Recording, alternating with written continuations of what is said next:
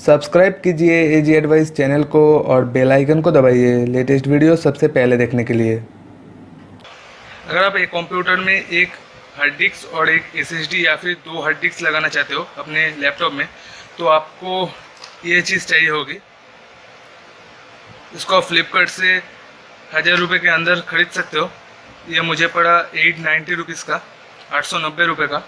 तो मैं अभी इसको आपको लगा के दिखाता हूँ।